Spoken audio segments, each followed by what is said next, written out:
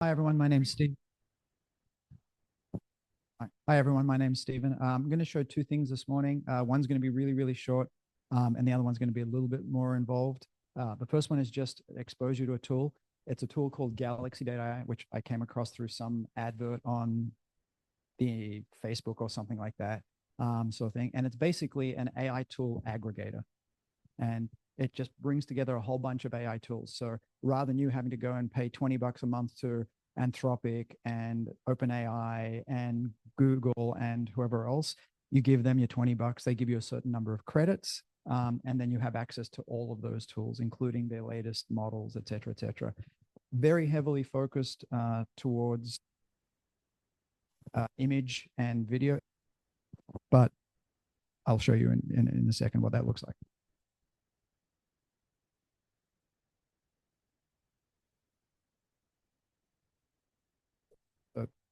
I'm already logged in, so this is logging in. I don't use it very heavily for video and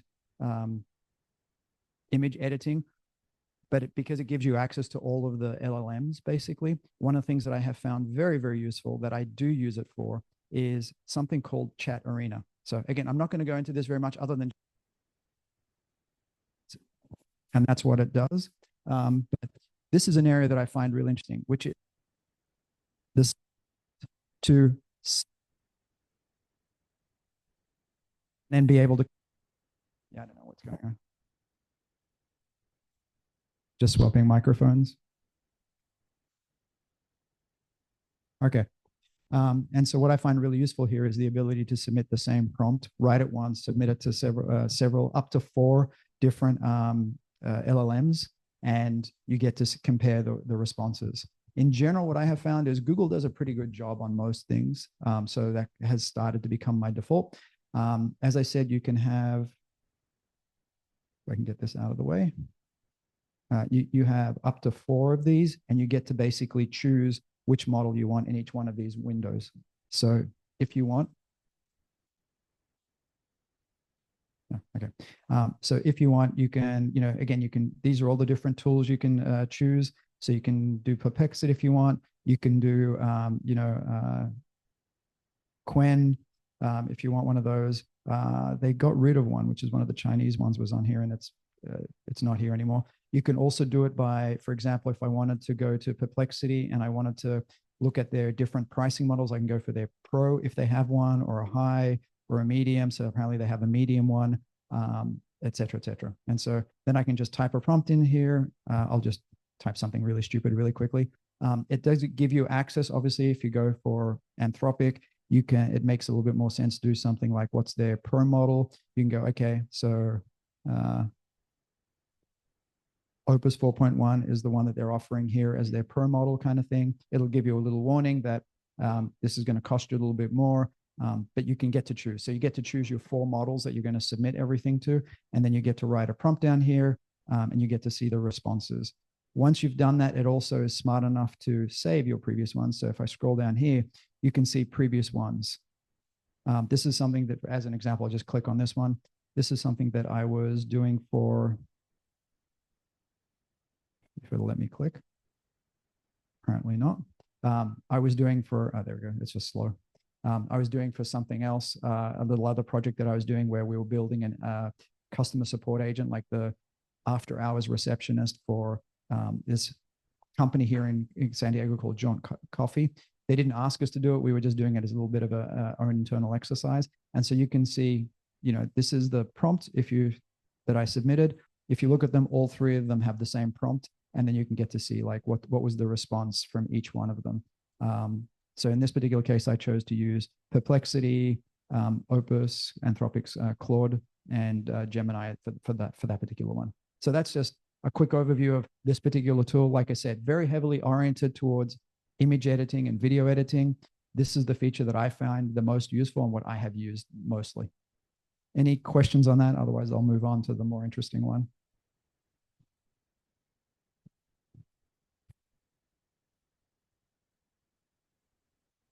You mentioned earlier that you have certain amount of credits per month.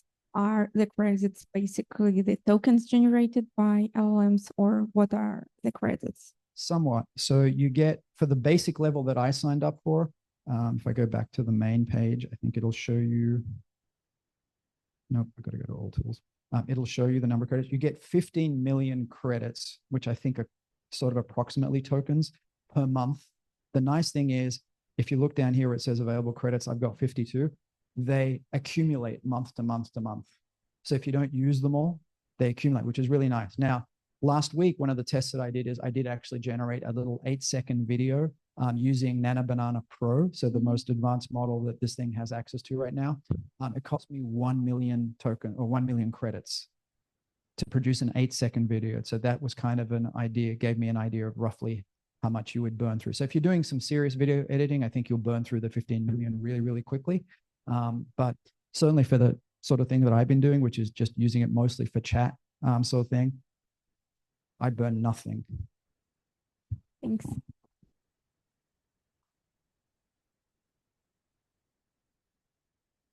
Okay, no other questions. Then what I'll do is I'll move on to the next presentation I was going to do, which is another tool that I've been using quite heavily for a while now, called Zapier. Zapier is a workflow automation tool. So it's similar to a Make or an N8N.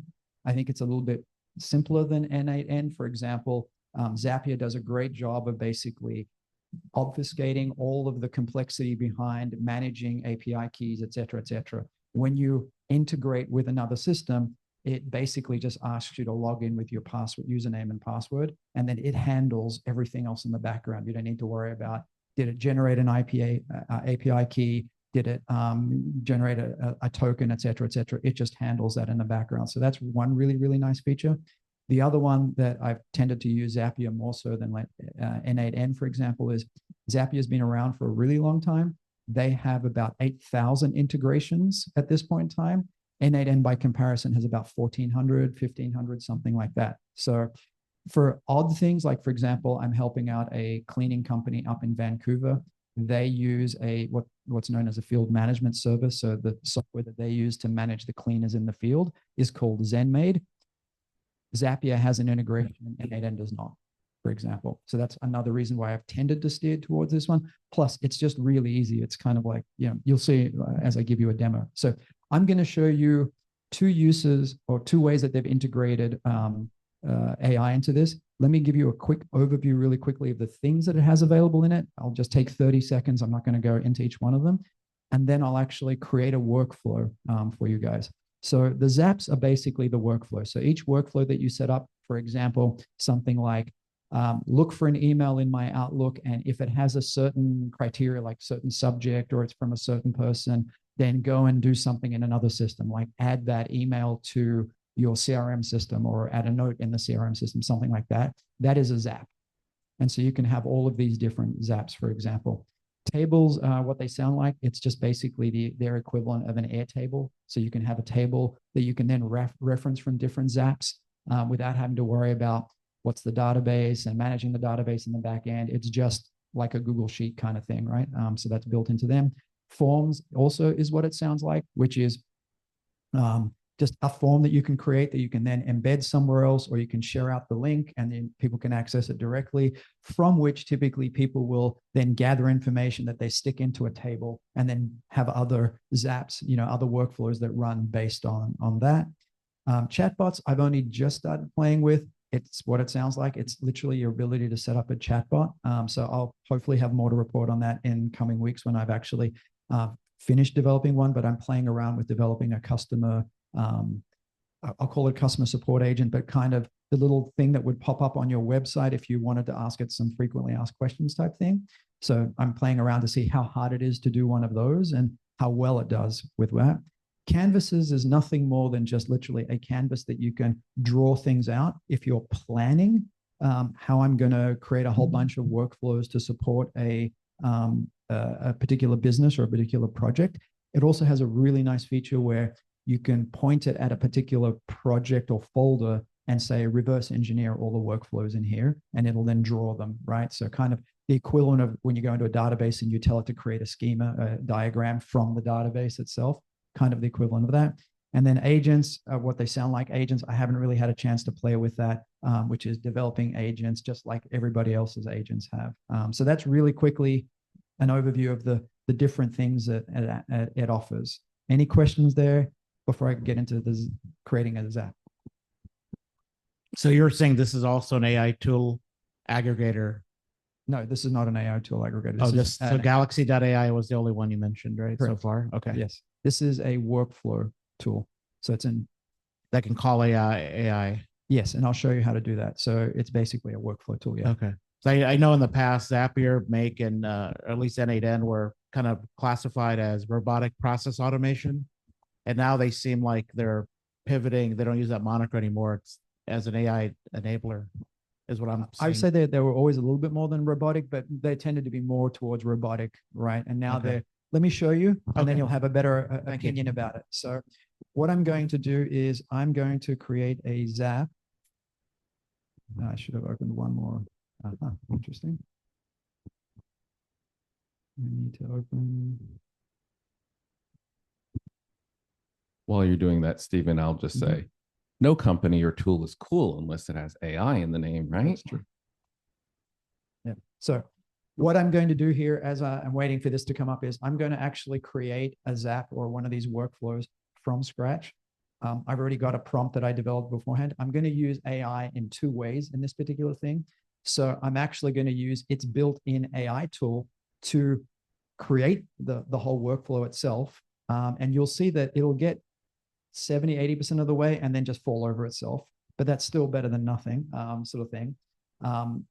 It'll also, within that workflow, I'll also ask it to call on an LLM to do a classification task, right? So so let me describe what this thing does. So this came up from a real world use case where a recruiter is basically using a number of different systems that they've hodgepodged together to basically do their outreach. And one of the problems they were having is when they do an outreach to somebody, that somebody might reply back to them. And depending on the response, whether the response was positive, negative, or never contact me again, then they needed to do different things. And one of the things that they needed to do was to take that response and log it into their CRM system, which, by the way, they use two different CRM systems, one for clients and one for candidates, right? Just to make things even more hodgepodge. But they wanted it to go back into their candidate system, which is called Zoho, and marked appropriately. So if somebody says, don't contact me, they want it to be marked as, don't contact them, opt out of for future contacts there, et cetera, right? And so their problem that I'm solving here is that they have this hodgepodge of different applications that don't really work well with one another. And so this is where this tool jumps in. So think of this tool, Zapier, as the glue that allows you to basically glue different applications together and get them to work together, sort of thing. So we're actually going to build this from scratch. You've had a chance to hopefully read the prompt. This is the prompt that I'm going to copy paste into the tool itself to have it start generating these apps. I'm sorry.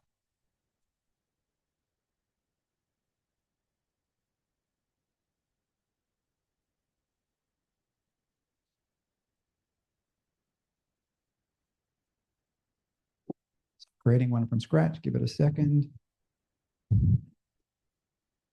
I'm just pasting in the prompt. I have got it set to ask here, so it's not going to just automatically go off and build it. It's going to ask me as it goes along each step.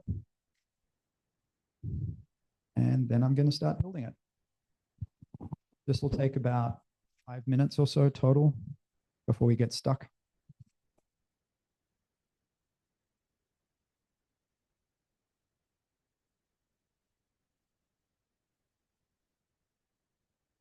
Okay, so as you can see, it's done a pretty good job of basically figuring out there's really kind of three major steps, right? The first thing is it needs a trigger, which is an email comes into Outlook. The second step is it's going to take that email, it's going to submit it to an AI, right? To classify, is this a negative response, a positive response, or a do not contact me again response? And then the third thing it's going to do is based on that response, it's going to have some branching logic that then basically goes and adds it to Zoho in the appropriate manner, right? Whether it's just adding it and recording that the person is not interested. So, oh, I'm sorry, I forgot to mention, if the response is negative, the idea is you add it to Zoho and you add that person to a drip campaign so that you contact them again as a recruiter. You'll contact them in 6 months, right? And come back to them, sort of thing. If the answer is do not contact me again, then obviously you don't do that. You just mark them as such. There's an attribute in Zoho that you can mark. And if the response was positive, the recruiter told me that they were going to manually respond. So there's really nothing to do. And it's done a really great job of figuring that out. So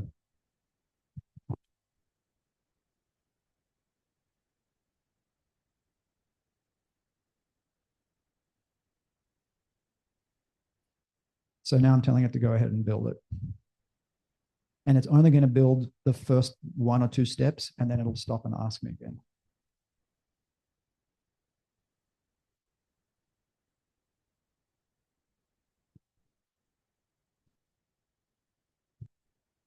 Go ahead, Ryan. So my understanding of Zapier in the past was like you would have had to do all of this on your own. You would have had to say like go pull emails from Outlook, and then you would have had to build all the logic out. So like this new Copilot, I guess, you just prompt it and it's trying to build out the whole flow for you automatically. Correct. Right? It's still a tool that's very much GUI oriented. So you'd still be basically, so you saw what we started with, which was 2 blank tasks, right? And then you would have just basically right-clicked on those and configured to say, turn this task into a new email matching search criteria, right? Turn this other one into AI by Zapier. So you would have done that manually, yes, is the answer. But it really wasn't that hard. Now, what I have found as a little bit of an aside is that for shorter ones, you're actually faster just doing it manually, right? Because it's going to keep stopping and asking me like, okay, I just did step 1 of task 1. Should I continue proceeding? Yes, go ahead, right? But it's still really cool. It'll still, for longer ones, it'll still build out the skeleton for you before it kind of falls over itself. And I haven't quite figured out whether it's falling over itself because the context gets too long or it just gets too complicated. So for example, when you're doing something like a CRM system, Zoho has and I think Salesforce as well, have a very specific way of doing things. And I don't know that this Copilot understands the specifics of how you would do something in those tools. So I'm not sure whether it's falling over itself because the context window is being exceeded or it just doesn't know how to do this particular task. There's going to be a lot of this click, like build it, build it, build it. So along the lines of Ryan's question, a few years ago, if you're using Zapier, maybe if people were responding to a text and it was like a 1-word response of stop, then you could clearly parse that and know that that was, okay, put it in the do not contact bucket. But now the second piece that you're talking about, the LLM, it can just be like, okay, natural language. If you wrote something different, if you didn't say stop, if you just said, leave me alone, then that's where now the LLM can say, okay, I'm still going to classify this as do not contact. Yeah. Yeah. So it gives you more capability in terms of parsing a more sophisticated response, right? Okay, so this thing isn't proceeding as far as it got yesterday for some reason. I did test this out, I promise you. Let me show you what this looks like. This is kind of interesting. So first step is pretty straightforward. You're basically going to set a search criteria. The search criteria is just going to be subject, blah, blah, blah, blah, blah, right? Sort of thing. And then that's going to pass on to the next one. Here you get to choose the provider. So who do you want your provider to be? Some of them you have to pay for, some of them are free. So if I use the OpenAI one, it just basically, and then I can say, use the Zapier provided one. So that's the free one. Use this particular model, right? I get to pick the model. So let's say O4 Mini. Doesn't like my authentication. Okay.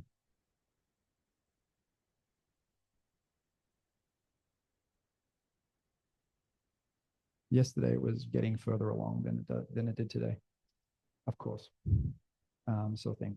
And what I was hoping to show you, so let me switch to the one that I actually was able to complete. And so you'll see how far it got.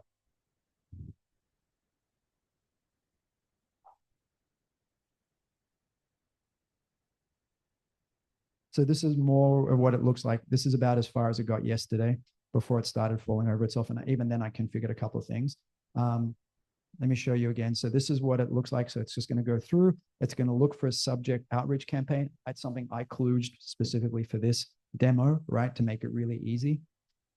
One of the nice features about this is it also will, each step you can have it test the step, which means it will actually execute it, reach out to my email, pull in the emails that match this, and then I can use them to continue down the path and testing. Here's what, I think this one's the more interesting one. Here's what it looks like once this thing is configured. So it's going to pull in the subject, it's going to pull in the body, and then here's the prompt that it's feeding it. Analyze the sentiment of the email and classify it into these three. And these are the three. I tweaked this a little bit. This wasn't exactly how it came out, but I said the positive category is if the email indicates that a person is willing to meet again in the future. The do not contact, if they say opt out or express some sort of really strong negative sentiment, and negative indicates that it's not a good time, but they're willing to talk again in the future, right? Sort of thing. And so when you execute that, it will basically come back with one of those three phrases: positive, negative, or do not contact. And so if you look at the test that I had run, the result, the sentiment was negative. So once it has had that sentiment back from the LLM, right, now it'll proceed down this. This is just a logic branch, right, like a switch, and it'll go down one of these paths, right? So I think this is the path for the negative, right? So it'll go down this path here, which it's going to open up Zoho. It's going to add the person as a contact. If they're not there already, if they're there already, it'll just update them. And then it'll do this other really weird thing, which is Zoho, which is in order to add them to a campaign, you have to do this really unusual update related module entry thing. So again, that's very specific to CRMs. But the whole point that I wanted you guys to take away was, so I've used AI in two ways here, right? I used its own copilot to build the whole workflow itself, or at least not the whole workflow, but to get me a really good start. As I said, it started falling over once it got down to here. It wasn't actually able to fill out the Zoho CRM task properly, either one of them, any one of them. So that's where it fell out over. The second way that we used it is we actually had it call a LLM with a specific classification task. Okay, I will stop here. Any questions?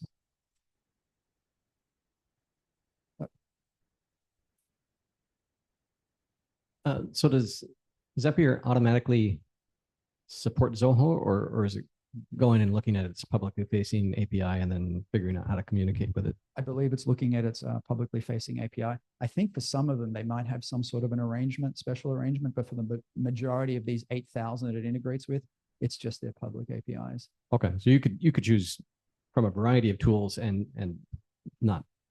Yes, probably have as like much I mentioned success. earlier, it makes the API key handling and the token handling invisible.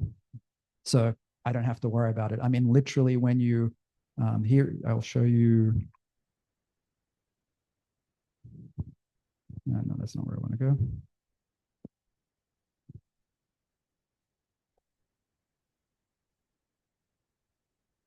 So these are the integrations that I have so far. It's not that many of them, just a handful of them, right? So Zoho, email, this Zen CRM thing, et cetera, et cetera. Literally, when you want to add a connection, if I pretend that I'm going to add a connection, let's say I'm going to add a connection to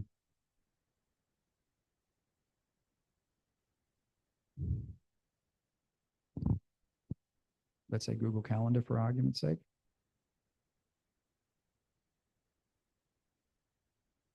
I just basically need to choose the account and that's it. I don't know anything about keys or tokens or any of that sort of stuff. It just obfuscates it, does it in the background. Okay, interesting.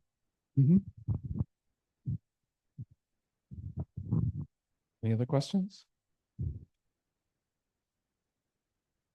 Great. Well, thank you. Oh, there's one more question in the back. This is primarily a no-code platform, correct? What? No code. Like can you interact with Zapier through APIs? Does it expose APIs? It does not, as far as I'm aware. But you can write your own code and embed it in there, for example. So one of the ones that we developed and I ran this morning is we were calling Ring Central to create SMS messages for a lead list that somebody had, and there were like 200 of them. One of the things I was concerned about is that if we just started hammering the Ring Central API, right, it would start blocking us, which it did. But I was able to actually inject a step in that loop of like grab a row from the spreadsheet, right, create the and then call Ring Central to create the SMS. I was able to inject some Python code in there that basically just paused for a quarter of a second, 250 milliseconds, pause, do the next one, pause, do the next one kind of thing. So you can actually write code in, I think, JavaScript and Python is what they support right now, and inject it into your workflows. That is through the UI or? Through the UI. Yeah, so it would be one of those little blocks that would be a code block, and then it would just execute that code. Any other questions? Awesome. Great. Thank you. Thanks, Stephen. All right, I'm going to invite Richard to come up front. Thanks for braving the live demonstration. And no, live demo never works quite as you expect, but it's really nice. You know, I thoroughly enjoy reading ML papers and diving into some of the theoretical stuff. But I will say that this is one of, like, almost every tool I use, they've now added AI. And sometimes I'm like, I don't need AI to help me create a ticket or a bug report, you know? But this is like one of the places where it's like, oh, this actually seems like a helpful, sensible, you know, way to integrate AI into the tool to make it actually a little bit better.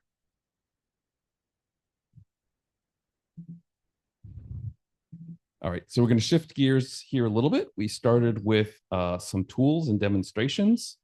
And so Richard's going to give us a talk. We'll think a little bit more about LLMs and how they reason.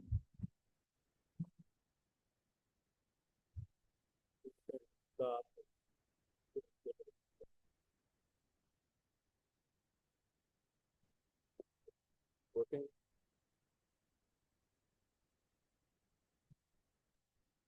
Yeah, maybe try sharing again.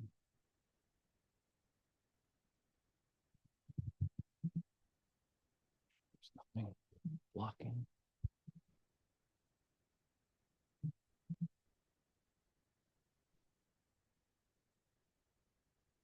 All right.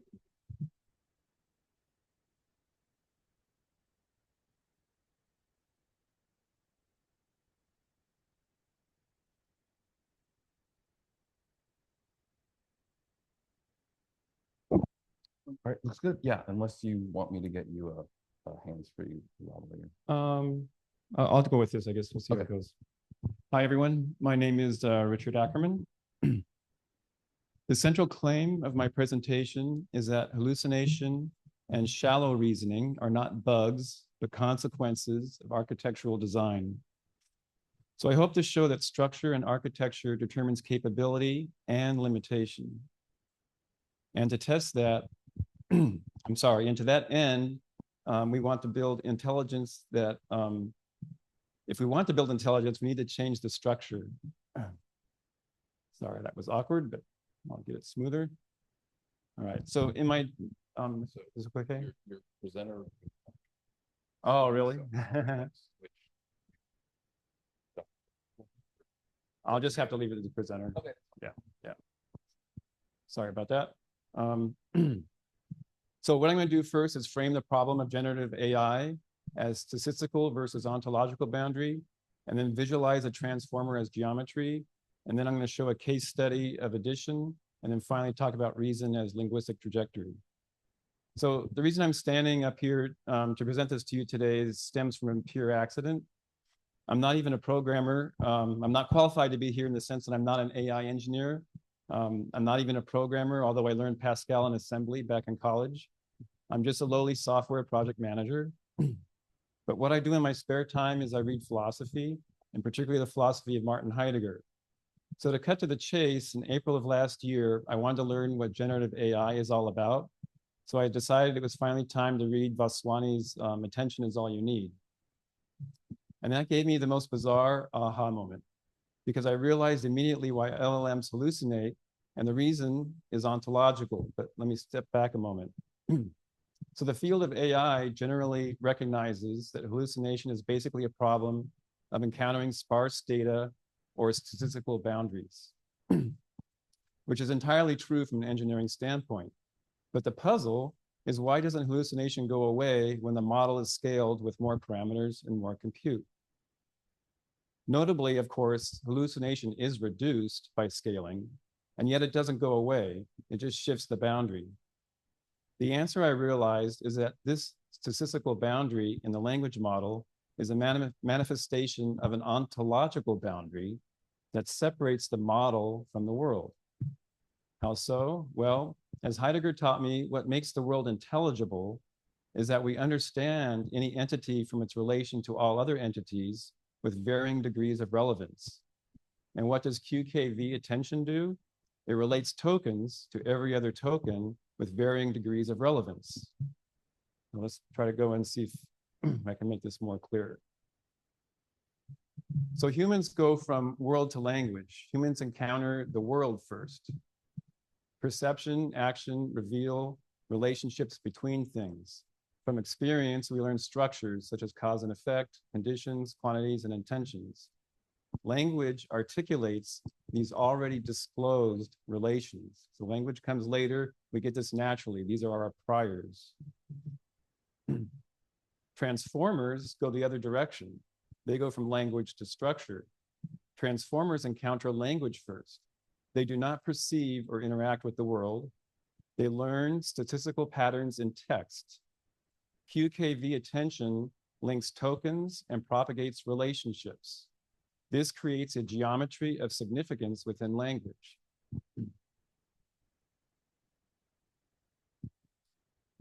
So there's two possible boundaries where hallucination occurs. We have the statistical boundary that you're all familiar with, when training data is sparse, when the query is out of distribution, when the probability landscape is underdetermined. I'm proposing an ontological boundary where the statistical structure must stand in for world structure, where language can no longer supply grounding, and where coherence continues, but meaning runs out. So what I'm saying is that this is what's happening behind the scenes. This is why when you come to statistical sparsity, there's a lack of encounter with the world. So to recap, humans derive significance from being in a world. Transformers derive significance from attention over language. So the question of this talk, what we explore here is the limit statistical or is it ontological? And why does this matter? For one thing, if the theory is right, it explains why transformers are so fluent with language, because they simulate the relational structure of world while lacking any ability to disclose the world, which highlights the fact that being a language model is not enough to produce intelligence. Now I'm asking if Sam Altman's in the room because he won't like me. To drive that home, I'll turn next to a visual representation of the transformer to understand what its structure is capable of. I don't know if you've ever seen an image like this before. Instead of focusing on equations, I want to follow the workflow of the transformer step by step. We'll start with the text as input and follow the process all the way to the output token. But the key idea I want to keep in mind is this. The transformer does not manipulate symbols in the way traditional AI systems used to do. Instead, it converts language into a geometric structure.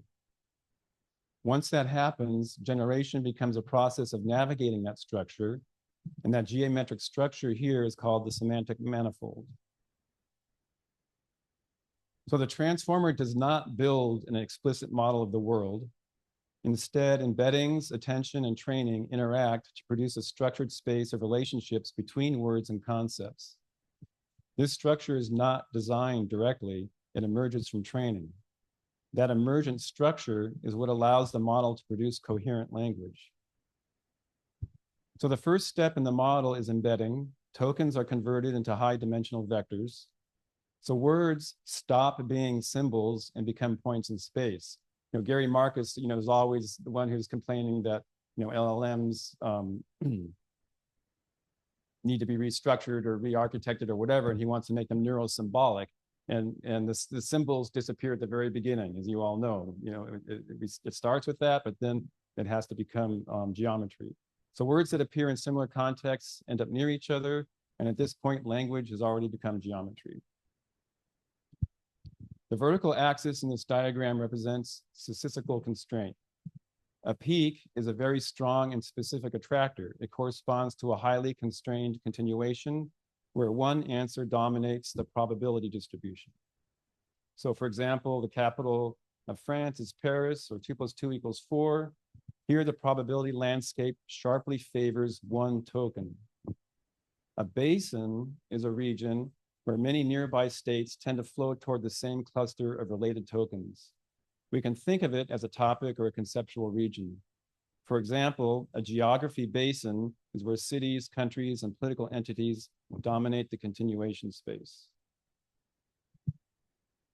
Within this terrain, we see clusters of related ideas: politics, geography, conflict, science. These clusters emerge because those words frequently occur together. They form statistical basins in the semantic space. The model tends to generate language that falls into these basins. So one interesting peak in this diagram is labeled truth. This label is intentionally provocative. The transformer is not designed to seek truth. So for example, if we ask, what is the capital of Australia? The model may predict Sydney because it is the most famous city. It appears more often in text and is strongly associated with Australia. However, the actual capital is Canberra. So why does the model not simply check a trusted database of world capitals? And that has to do with structure. You know, the transformer architecture has no intentional mechanism for validating its predictions.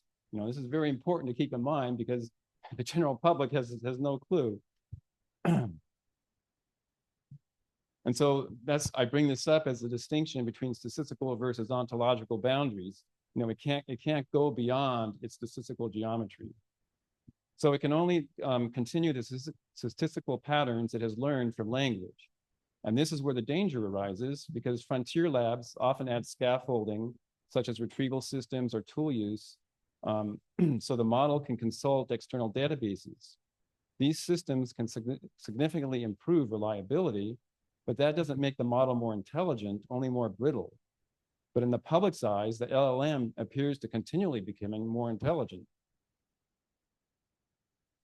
So now we reach the region where hallucination occurs. And just to be clear, this obviously is not a fixed space. Hallucination can occur anywhere. We typically associate it with regions of sparse or weakly constrained data, but hallucination can also occur in dense regions of the semantic space. So as an example, in 2023, a lawyer used ChatGPT to generate legal citations. The model produced perfectly formatted case law with case names, court citations, and summaries, but the cases did not exist. In this example, the model used very strong patterns from existing court cases as a model to construct fictional cases to fit the lawyer's query. This happens when the statistical patterns learned from the language diverge from the structure of reality. In those cases, the model continues along the most coherent linguistic trajectory, even though the statement is false. Hallucination, therefore, is not simply a failure of data coverage. It is a consequence of a system that optimizes statistical coherence in language rather than truth about the world. So as the model generates text, the state moves to the semantic space, as represented by that glowing sphere labeled query. Each new token changes the context, redraws the whole landscape. That produces a new position in the manifold. Generation becomes a sequence of steps through the statistical structure of language. This sometimes produces chains that resemble reasoning. Attention drives these movements. It measures similarity between tokens in the current context. Those similarities determine how the model updates its internal state. So finally, the model produces probabilities over tokens. Softmax selects the most likely continuation. The system does not ask whether the answer is true. It only asks which continuation is statistically most coherent. So back to the beginning image, the workflow goes from language to vectors to statistical landscape to geometric traversal to probabilistic continuation. That's what an LLM does, because that's what it has the structure to do.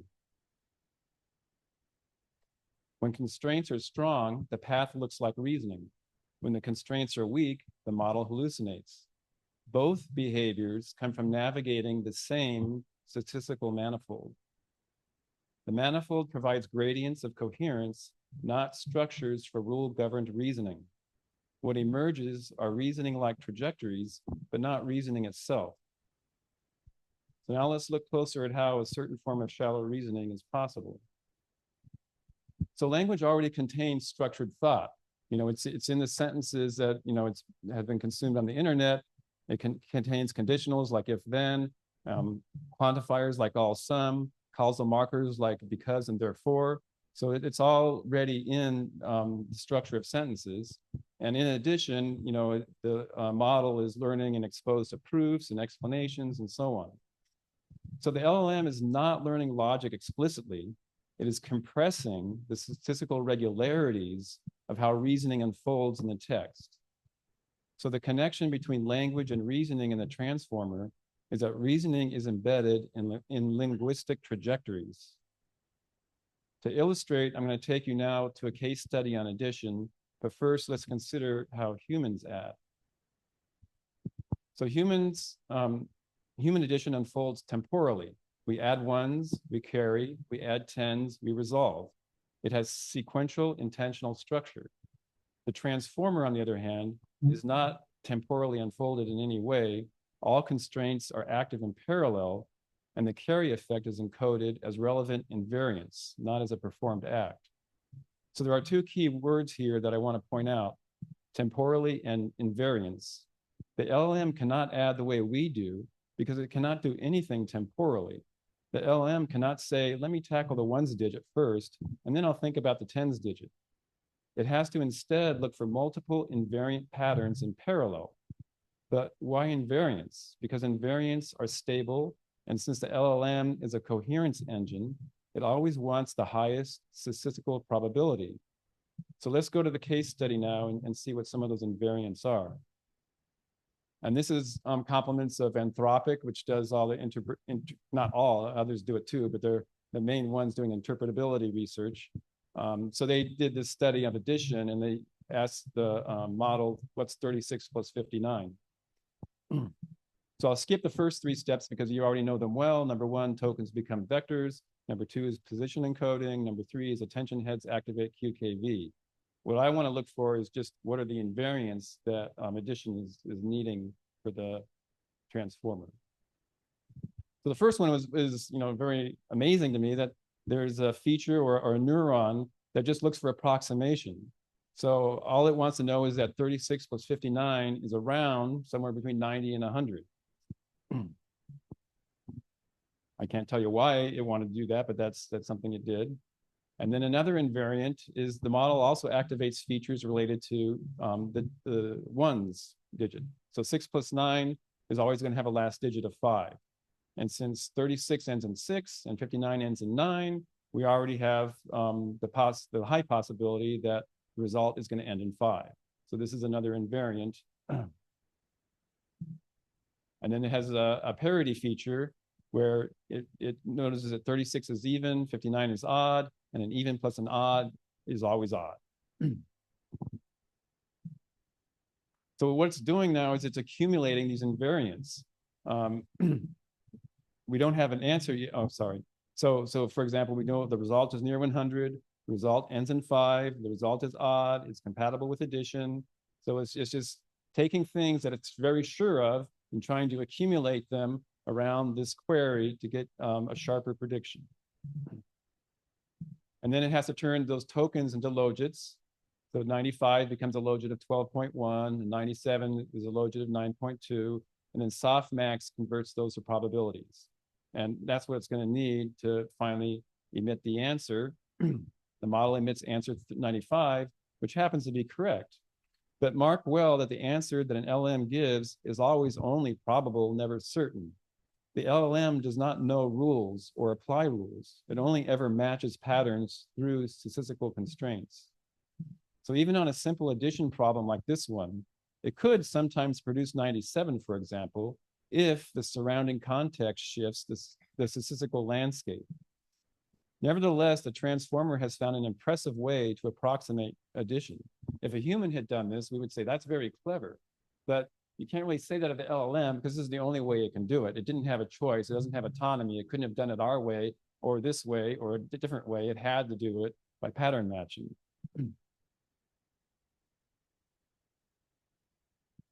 So why is this discovery important? Before interpretability work, many people thought that the model might be memorizing tables. It might be approximating with heuristics. It could be doing hidden symbolic reasoning, but instead we now see something different. The network learns geometric detectors for arithmetic invariance. So addition emerges from intersecting constraint patterns in vector space. And I would argue that that is all it can ever do, despite leaders of the frontier labs telling us that we simply need to scale LLM to get to intelligence. So my answer to them would be, and where would the structure come from to support something other than probabilistic constraints? So the deep mechanism here is that language is structured relational constraint unfolding, and so is reasoning. They share a same structure there. I'll let you read that and I'll just read the summary. So the same transformer architecture achieves both language and reasoning because both language and reasoning are trajectory-shaped processes. So therein lies a unity between language and reasoning, but that is not to say that reasoning and language are identical. Here's where the unity breaks. Because reasoning needs a lot more than statistical continuation. It needs normative constraint satisfaction at a bare minimum. So normative means governed by rules about which something must be correct, not just what is likely. In other words, there are rules that determine correctness, which reasoning must produce if it was to be normative. It stabilizes coherence, not correctness. And that is the architectural compromise of the transformer.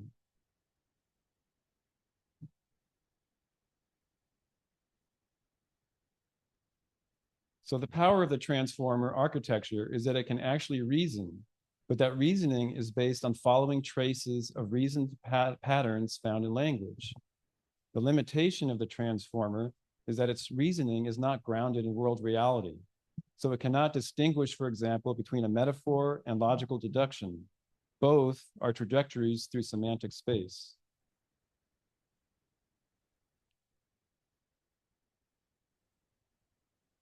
So I return now to statistical versus ontological boundaries.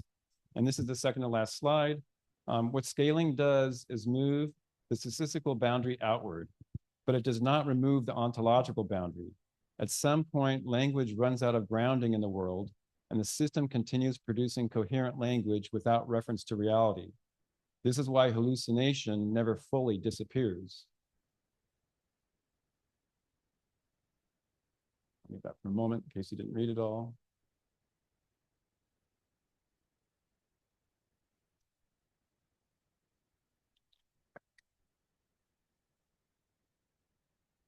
So in conclusion, language already contains traces of reasoning.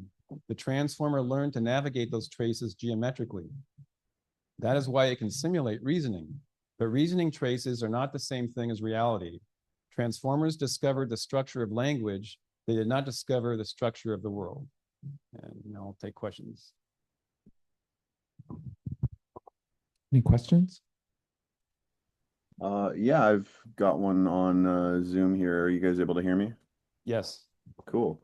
Yeah, for me, I hear this I guess like argument put forth that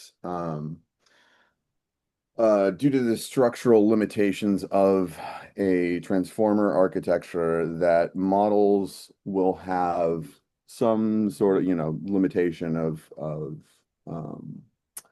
what kind of data processing they can do, what quote unquote like real behavior that we're actually seeing from the model.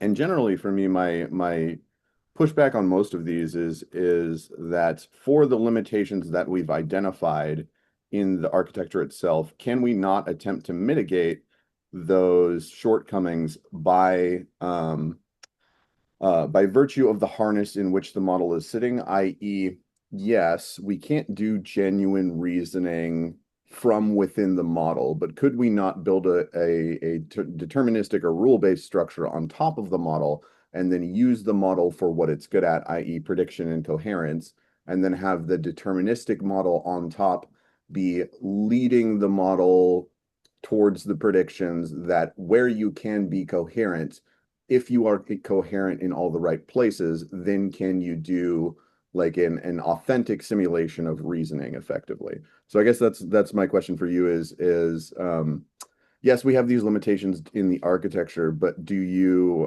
how do you feel about mitigating that via some kind of external system such that you could get the results that you're looking for, whether that be genuine reasoning or less brittle predictions, et cetera, et cetera? Yeah, very good question. So I would say the only thing you can mitigate is a hallucination, and it's still a mitigation, not getting rid of it altogether. And I actually have a paper on this on how to stem hallucination. Is if you build it's a RAG, but you use an ontological structure where you have an ontology using RDF and OWL and Shackle, and then create a licensing oracle or a admissibility gate. Yeah, it has to ask that before what it does is it stops before it hallucinates if it has knowledge that it can confirm. But that's only mitigation. That can't help the reasoning at all. And so I think the mistake is building anything on top of the LLM.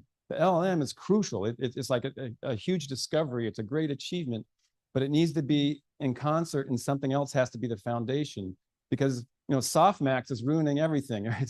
It's forcing continuation and then all these other things that are happening. You don't want that. You need something else. And the key word for me is autonomy. Everyone talks about how, oh, well, when we get to AGI, my argument is we don't even have AI yet. So they have to say AGI. And when we get to that, it'll write its own algorithms. Well, guess what? It can't write its own algorithms with this structure. You can't build on top of the structure. You have to put it to the side. Something else has to be the foundation. And I'd love to talk about that, but I need a lot more time. So if you invite me again. Yeah, I was my follow-up was gonna be why, but I think we'll be here for a couple hours if we go down that road. But you know what? There's hints. I'm curious, how many people here watch the Dwarkesh Patel podcast? You know what I'm talking about? A few of you. So last year, Richard Sutton, he's the father of reinforcement learning. He says, if we knew the intelligence of a squirrel, we'd be most of the way there. He's entirely right. And then what did Jan LeCun say last month? He said, we understand human reasoning really well, but we just don't understand the dog. So again, what they're all realizing is that, or I'm realizing better than them, I think, if I can be so bold, is that you can't start with symbolic reasoning and with representation, because that's the highest form of human intelligence. And they're not thinking about the lowest form that we're given automatically, that we're born with. And that's what an animal has, and that's what we also have. And because no one's thinking about that, they're not building a structure that starts from there, because that's where you're going to get the autonomy to make decisions later. That's where the machine will be able to eventually write its own algorithms, but it can't do that if you start from the LLM. So that's my short answer.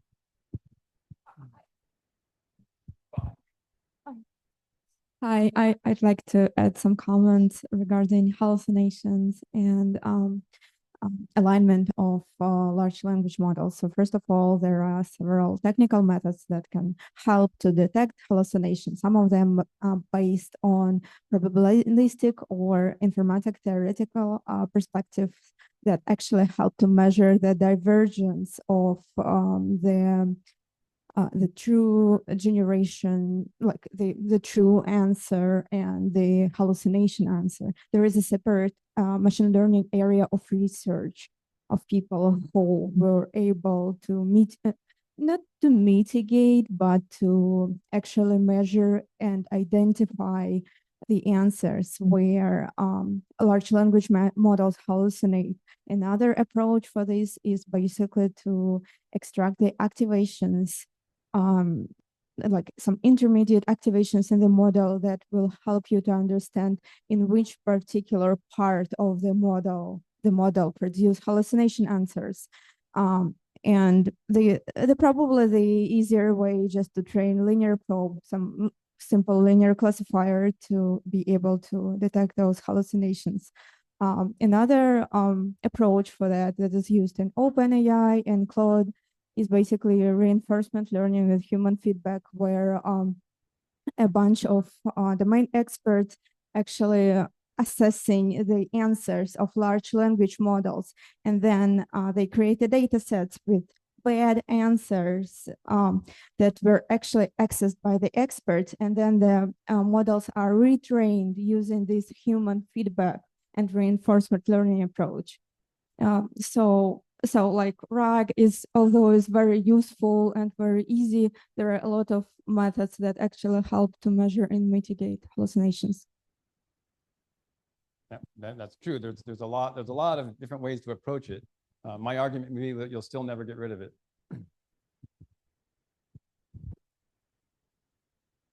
Okay, so I think the argument for like the LLM and the manifold, like even though it's continuous, you can start to fill in the manifold like as you get like agentic and embodied AI that can kind of like generate tests essentially to fill in the gaps of the knowledge the same way that like a human absorbs like I don't know, I think that's the thinking, is that like you can model the real world better than language just by absorbing more and more data.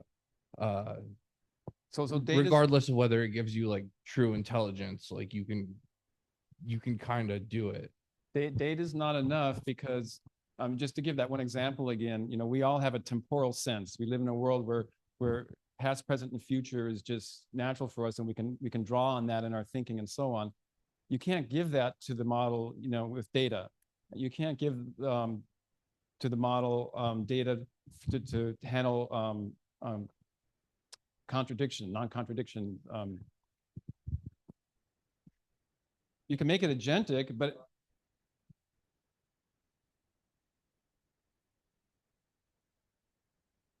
the gaps that it has are still, I mean, you're just talking about data, right? I mean,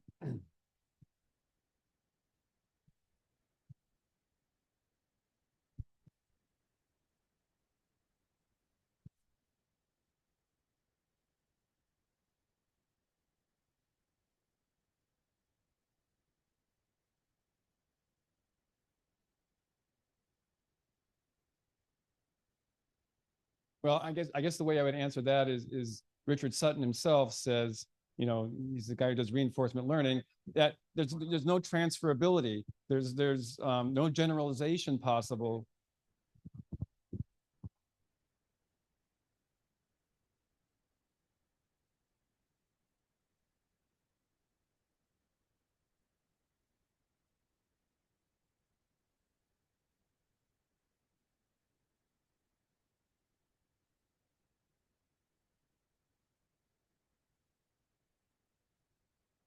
All right, so clearly there's a lot of depth that we could go into this topic. I encourage you, if you're interested, we can continue this on Slack. You can have further discussion afterwards offline.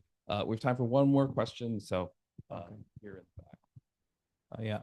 Yeah, thanks for presenting. I guess I wanted to kind of ask you, like, what are some of the ways that are mitigated because of like this like fundamental limitations you mentioned about RAG? Like how do you suppose like things like cloud code or like different things that builds on logic, how do those work? Is it just through like what, you know, the folks here mentioned, like reinforcement with human feedback, or what are your thoughts? I do not know how all those things work. I haven't done enough research to know that, but I'm not confident in any of them really helping. I mean, they all help to a degree, right? Reinforcement degree in learning definitely helps, but you're always going to come to a barrier of what you can do, and then not being able to generalize to do something else. I mean, if the goal is intelligence, you know, the goal is, you know, once you learn something, you retain that and you're able to use that in another domain. you're not going to get there with agents. Agents will not get you there. So I'll just end it there. Thank you. All right. Thanks, Richard. All right. So I talked with Sonali about presenting either this month or next month, and I don't see, correct me if I'm wrong, I don't see you, Sonali. All right. So then last we'll have Ryan, and he'll do another one of his recent AI news presentations.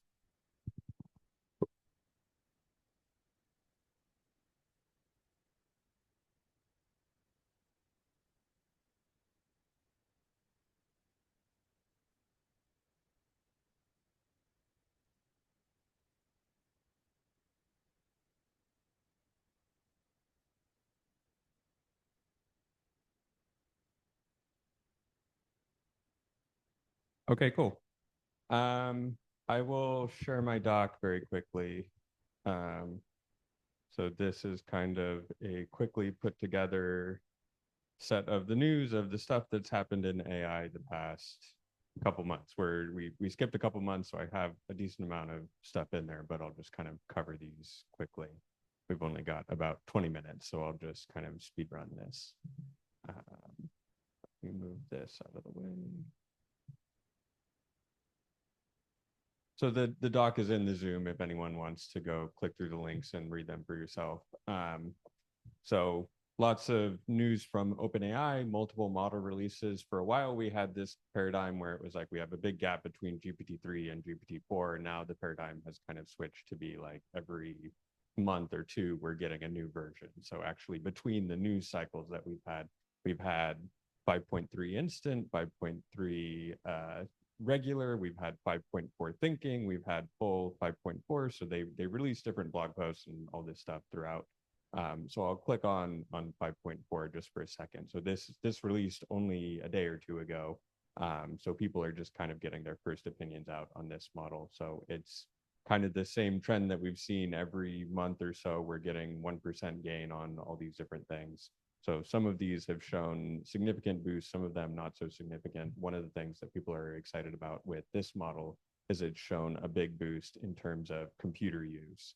So this is like your model actually looking at your screen and then saying, click on this UI element, click on this button, go fill out this text field, all of that stuff. So people are excited because 5.4 shows a big jump in this regard. So people are excited with 5.4. So there's been a lot of drama between OpenAI, Anthropic, and the government. So they've all put out different statements recently. So basically the story there is Anthropic had some contract with the government, but they had certain stipulations in there saying you can't use our model for certain autonomous tasks. And the government basically said, we want total access to your model. They've gone back and said, okay, you can't use your model anymore. And then the outcome of that is the government has basically said, okay, we're doing contracts with you anymore.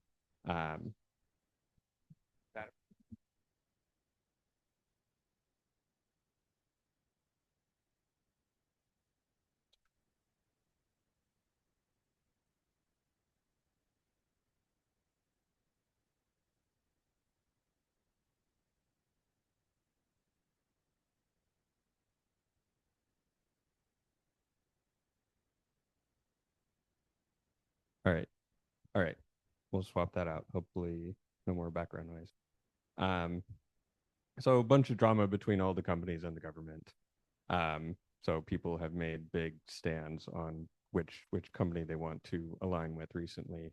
One of the big things that has come out is that OpenAI has stopped reporting their benchmark numbers on SweBench. So SweBench is this test of like how good is the model at coding, basically.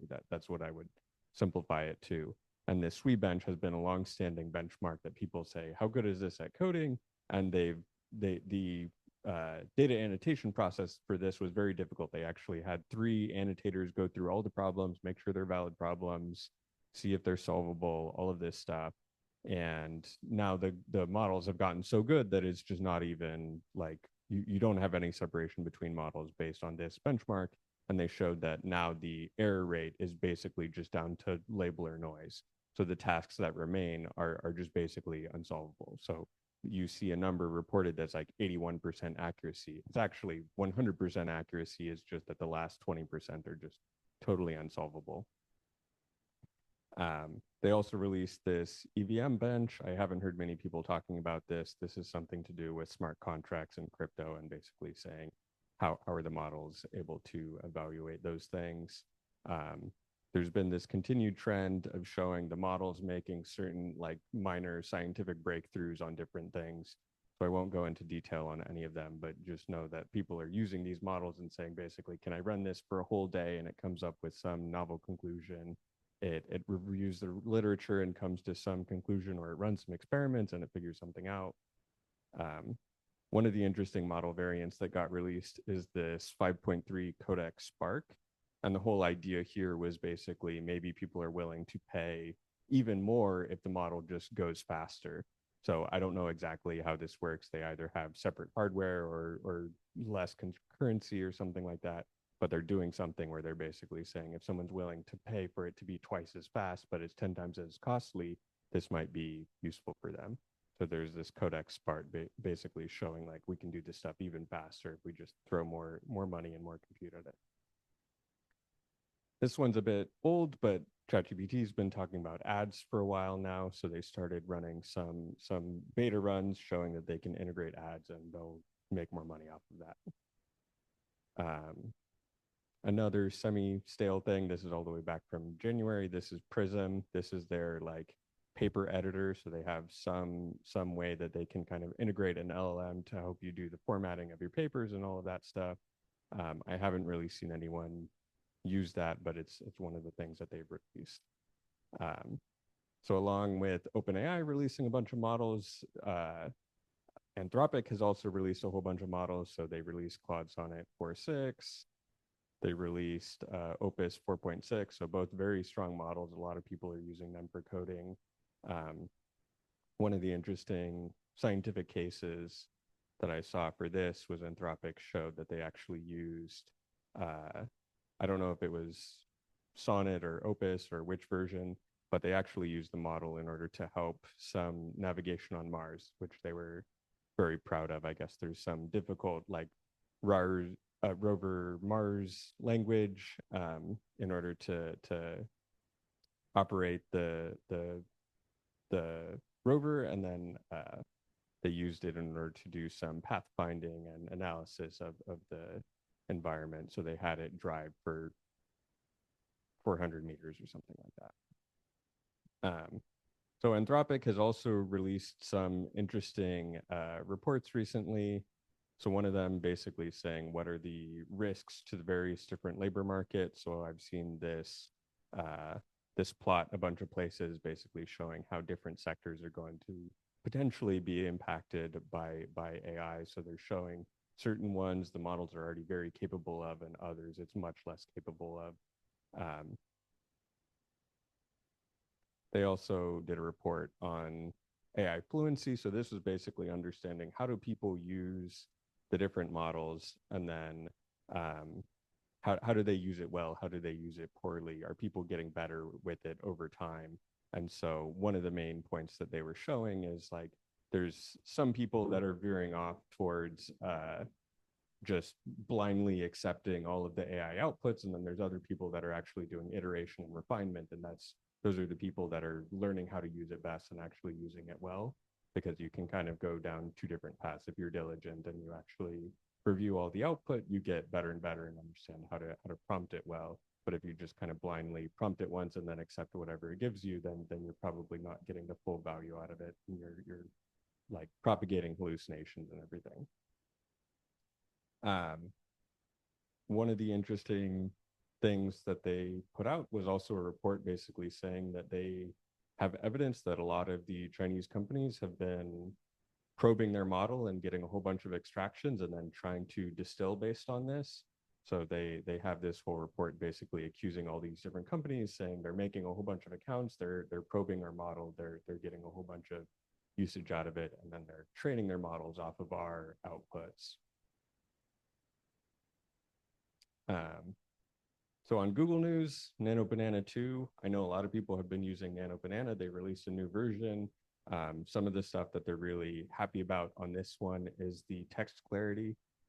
So they're showing basically, like in the past, it would hallucinate all of this text and then it would look like just garbled. It would misspell words and stuff like that. Now it's got better clarity in this regard. And so one of the things that they were showing, I don't remember where it was, but they were basically showing it can do really great translation. So if you give it a document in English and then you say, convert this to Chinese, it will keep the same font and the same layout and everything. And then it just automatically flips the whole page to whatever you're trying to do. So that's a neat trick. Gemini 3.1. So all of the families of models all got a new edition. Google added their own to the mix. And so they went from 3 to 3.1, same trend, extra 1% on all the things. They also released this Lyria model. So in the session last week, we were trying out all these different tools. Some people made AI songs. This is another AI song maker tool. So you can basically say, prompt this in some way, and then it will go make a song for you. So Google's adding to that pile. One of the new model releases is Gemini DeepThink. So all of these models have been releasing like high effort and different modes. So Gemini has their own DeepThink mode, and this is basically designed to use more tokens and try harder and put more effort into some of these problems. So in the past, we've looked at VO. VO is the video generation model.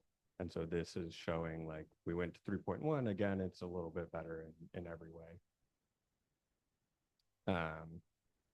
So now moving on to just random Twitter news and other things. So one of the big things was Quen. They've released all of these amazing models that a lot of people have been using. Champion of open source. They just had a big explosion. Their lead quit. And some people are speculating why that's the case. So a lot of people like interested in what happened there because they've been wildly successful, and then all of a sudden their lead quits and a bunch of other people quit as well. So we'll see how that unfolds, if Quen continues to churn out good models or if they fall apart. So one of the blogs that I really like, I've shown in the past weeks, is Semi-Analysis. And so I won't go into details on all of these different reports, but they have different reports basically saying like, are AI data centers actually increasing people's electricity bills? So they go into a whole bunch of depth on all of this. So if you want to read about that, you can. So they did a big report on Vera Rubin, and they just basically talked about the integration and coevolution of all of these different pieces. So it used to be a GPU was just a single unit, and now it's this whole family of things that has to work together because we're interconnecting all of these. We have CPUs, we have networking, we have memory, we have all of these different things that need to work together in order to get the most out of these GPUs. They did a big report comparing the different hardware architectures, just saying which is the best for inference.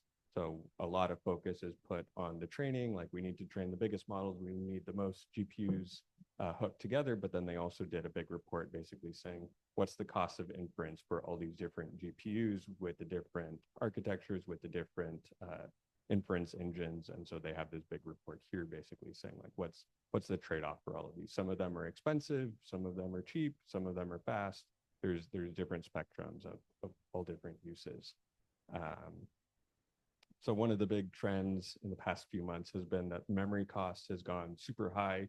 So if you try to build a gaming computer or something, the cost has just gone crazy. Like it's $500 for a set of RAM that used to be 100. So people building a gaming PC or trying to build their own workstation are kind of out of luck right now because the prices have gone up. So a lot of that has stemmed from the AI chips taking up all of the capacity for memory. So less of it is in the consumer space. So they had one that was focused on the electricity cost, and they had another report that was focused on the water cost. So they were just saying, like, basically comparing these like AI factories to like burgers. So they're basically saying like, how much water does it take to make a burger? How much water does it make to build a GPU and run a GPU and all of that. So it's interesting to see the detail they go into, just understanding like what is the actual water usage.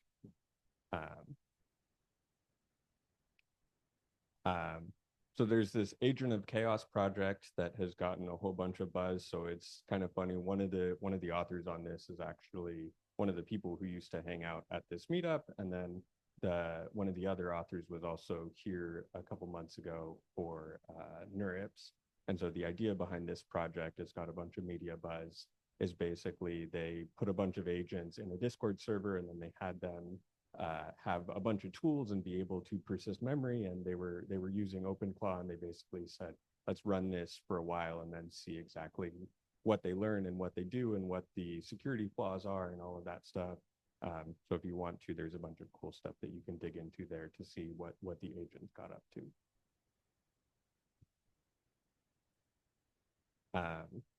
So one thing I wanted to show, so everyone's been getting into vibe coding. So you just prompt your agent and then it does all the coding for you. We're getting the first instances of people actually teaching coding courses around this. So Stanford is making a modern software developer course. And basically the idea here is like teach how to use these tools the best, which I think is a good step. I think everyone's trying to figure out these live on the fly, but understanding best practices is good to know.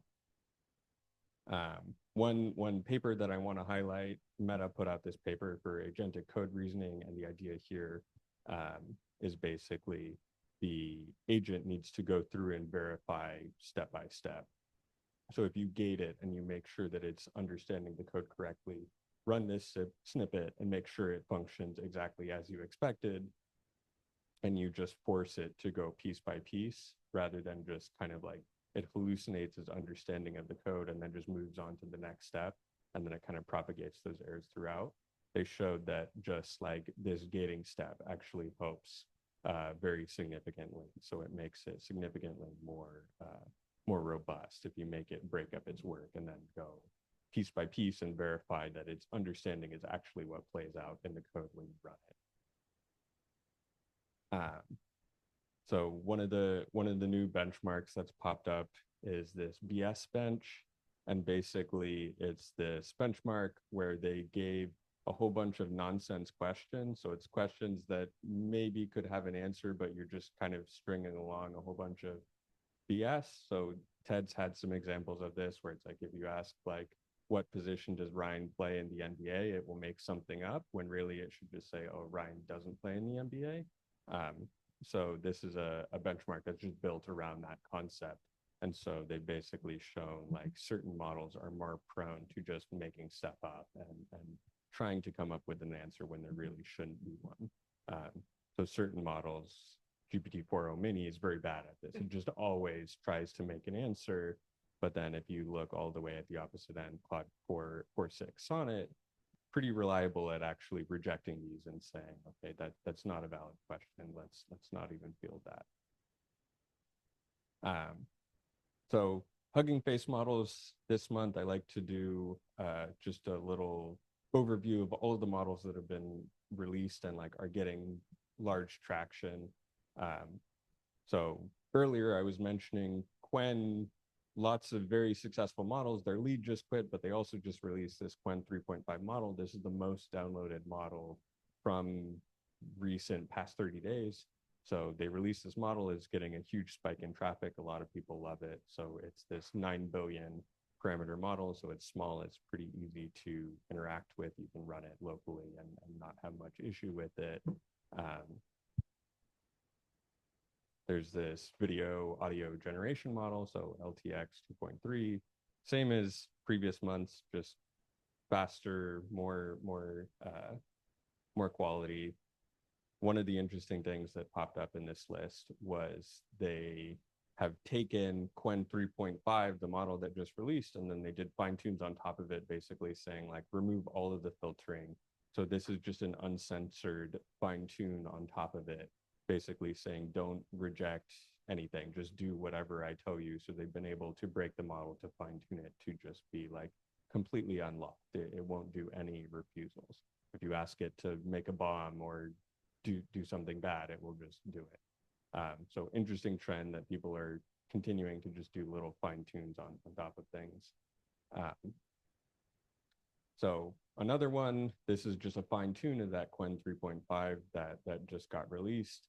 And so they basically said, take this Quen 3.5 that's already a good model and then fine tune it with Claude 4.6 Opus, the best model that's out right now. And then you get some of the Claude properties inside of this Quen model. So Anthropic was pointing fingers at Quen and other companies for doing this explicitly. Now customers are just doing it directly and saying, okay, if they're not allowed to do it, I'm going to do it then. So Microsoft has this family of 5.4 model, and this is a very small condensed model that some people have mixed opinions on. It has a bunch of like, it's very high benchmark score, but in the past it's tended to like not actually be that skilled in real world tasks.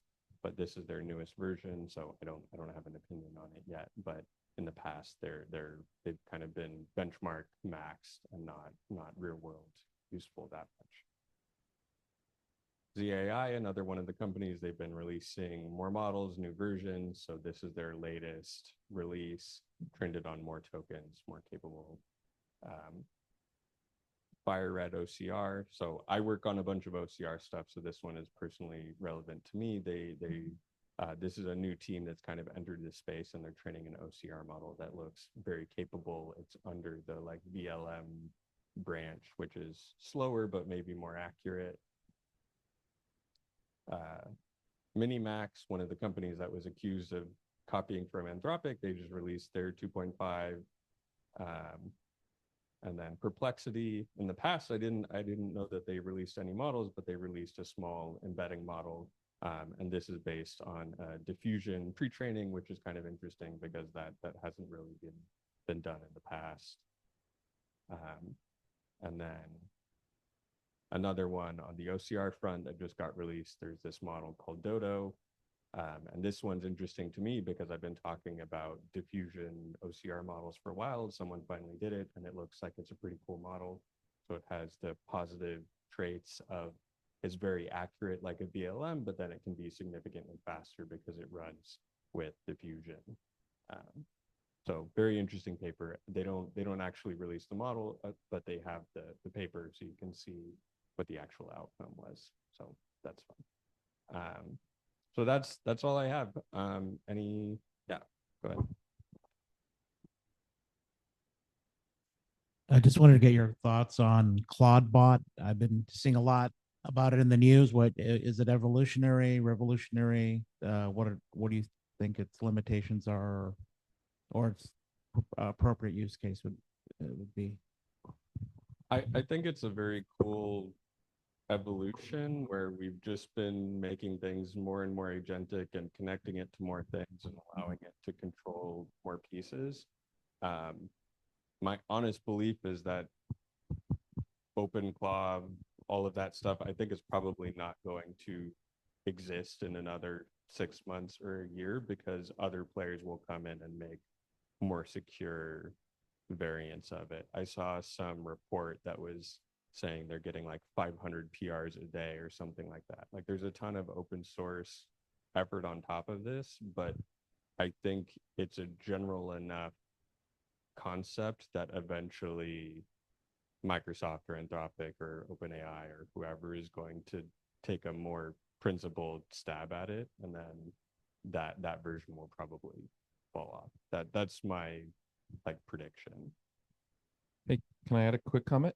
I think one of the things that has really helped progress with coding is the shift from like I ask the LLM to code some function and it just like one shot tries to write this function or whatever. The shift from that to like let me write down a lot of intermediate information, let's say in markdown files. So I have a plan, or I have this, or I break it up into 4 smaller subroutines but instead of having to have it in context, you just explicitly write things, and then you can have a lot less information diluting your context, less context rot as you're working on each of these subtasks. One of the things that I think is nice about OpenClaw is that they have these markdown files. So who you are as the user is in user markdown, and like who the agent is in soul.markdown. And then there's, like different files. And so in the same way that helps coding, I think that gives you a better and a more consistent experience interacting with this agent with potentially a shorter context. So, but agree with Ryan's overall comments, but just in terms of like one of the things, like why maybe if somebody had the thoughts to build OpenClaw 4 months ago, 6 months ago, maybe it wouldn't have been quite as good. But with the current framework, it actually really supports where like I feel like the if you want your helper agent to have a personality, OpenClaw does a really, really good job of you imbue it with a personality directive, and it follows that very consistently. Other questions for Ryan?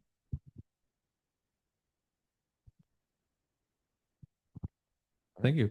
Awesome. Thanks.